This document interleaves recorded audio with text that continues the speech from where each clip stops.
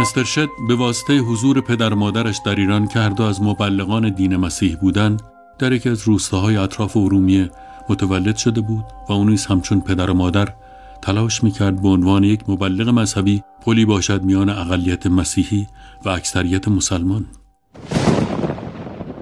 زندگی این کشیش صلح طلب و با نفوذ با اعلان جنگ آمریکا با آلمان در بهار 1296 به یکباره تغییر کرد. او حالا دیگر نه یک میسیونر انسان دوست که به عنوان کنسول آمریکا وظیفه حراست از منافع کشور مطبوعش را بر عهده داشت. بی‌لیاقتی نمایندگان حکومت مرکزی در حراست از شهر و ترس از پیشروی قوای عثمانی در منطقه باعث شد مستر شد خیلی زود علاوه بر آوارگان اسکان داده شده در ارومیه، آوارگان آشوری یا همان جیلوها را از دیگر ولایای نزدیک به ارومیه فراخوانده، آنها را نیز در برابر خطر پیشروی عثمانی مسلح کند.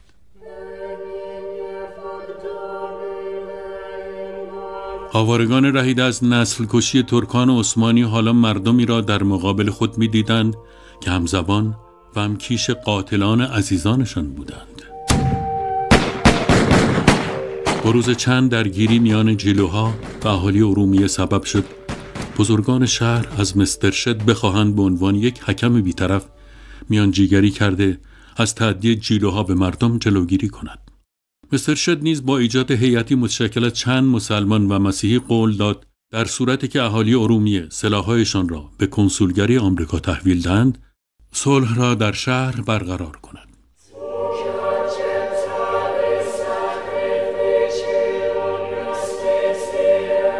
امری که خود آن را به راه رفتن بر روی یخی نازک تشبیه کرد. به این ترتیب حملات گاه و بیگاه جیلوها به مردم خلع سلاح شده شدت بیشتری پیدا کرد. اما با کشته شدن یکی از رهبران میانه‌روی آنها توسط اشرار اجیر شده قوای عثمانی، این حملات شکل دیگری به خود گرفت. جیلوها در دادگاهی که مستر شد نیز یکی از اعضای آن بود، رأی بر قصاص مردم ارومیه در عوض کشته شدن رهبر خود دادند. به این ترتیب که به مدت 12 ساعت جان و مال و ناموس مردم شهر در دست آنهاست تا به هر ترتیب که خواستند رفتار کنند. مستر شد بر اساس آنچه که بعدها به همسرش نوشت در عوض مخالفت با این رأی سکوت کرد. در چشم مردم ارومیه او دیگر آن رئیس امور خیریه نبود که می گفت خدا محبت است.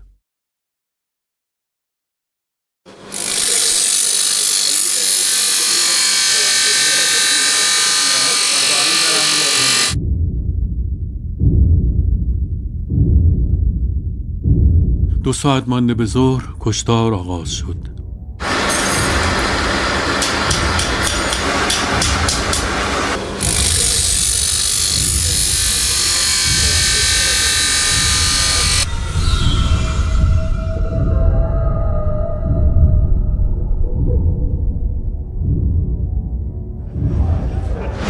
قریب 10,000 جیلوی مسلح قتلامی به راه انداختند که چند ساعت مانده به پایان مهلت 12 ساعته هیئت اضطراری تشکیل شد تا کشتار را هرچه سریعتر متوقف کند.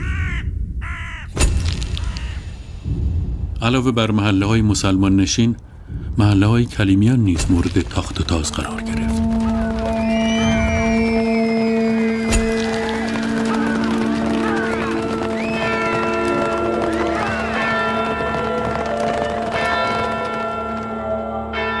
مسیحیان شهر که می‌دیدند هموطنانشان به دست همکیشانشان قتل عام می‌شوند، تلاش کردند جلوی این کشتار را بگیرند، ولی نه آنها و نه حتی روحانیان مسیحی شهر نتوانستند کاری از پیش ببرند. از جمله آنها کشیش میان سالی بود به نام خلیفه سنتاق که عده زیادی از مسلمانان را در خانه خود و کلیسا پناه داده بود. شبهنگام مردم او را دیدند با سر و پای برهنه رو به آسمان با بغض فریاد می‌زند: ای عیسی مسیح، اگر در آسمان خدایی نظر به شهر ارومیه کن و ببین این جانوران که خود را به تو بسته و از تعالیم تو هیچ نمیدانند چطور آبرویت را میبرند؟ خدایا بلای نازل نما و اینها و مرا نابود کن. شرم دارم به کسی بگویم مسیحی هستم. چند ماه بعد وقتی ارومیه به تصرف قوای عثمانی درآمد، خلیفه سونتاق به همراه 3000 نفر از مسیحیان ارومیه که به کلیسای شهر پناهنده شده بودند و مسلمانانی که همسایگان مسیحیشان را در خانه خود پناه داده بودند، همگی تیرباران و اموالشان توسط سربازان عثمانی مصادره شد.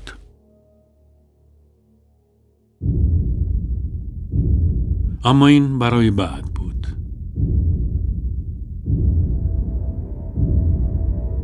پس از کشتار ارومیه، دستاندازی به شهرها و روستاهای اطراف آغاز شد.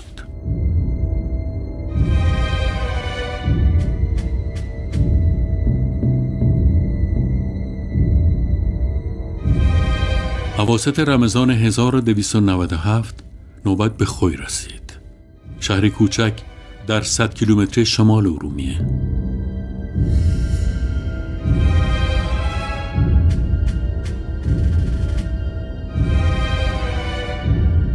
تنها مانع ورود نیروهای مهاجم به شهر حصار خشتی اطراف آن بود. حصاری سوز که در برابر گلوله‌های توپ نیروهای مهاجم در کمتر از چند ساعت فرو می‌ریخت.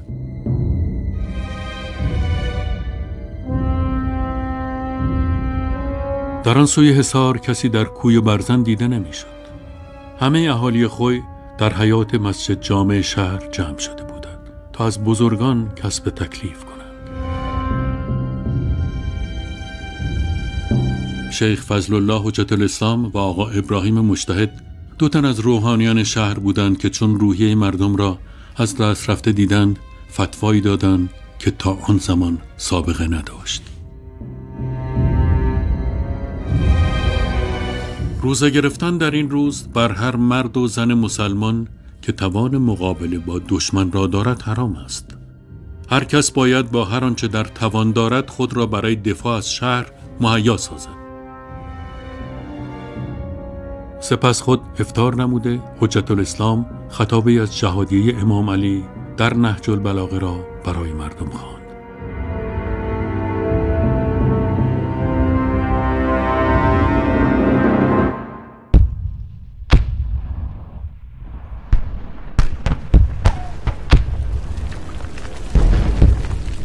تنها سلاح سنگین خوی در آن روز یک توپ قدیمی مانده از عهد فتحعلی شاه قاجار بود. مردم حجت الاسلام و آقا ابراهیم مجتهد را دیدند پای برهنه ریسمان‌های توپ را به گردن انداخته همچون مرکبان آن را به طرف سنگر می‌کشند. این اقدام چنان شوری در جوانان شهر پدید آورد که تا بامداد 2 روز بعد و فرار نیروهای مهاجم کسی از مردم سنگر خود را ترک نکرد.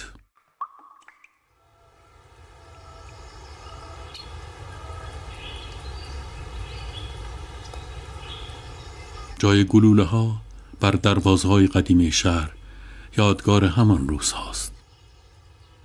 امروز از آن 2 روحانی و کسانی که برای دفاع از شهر جان خود را به گرو گذاشتند هیچ نشانی جز نام ایران باقی نمانده است.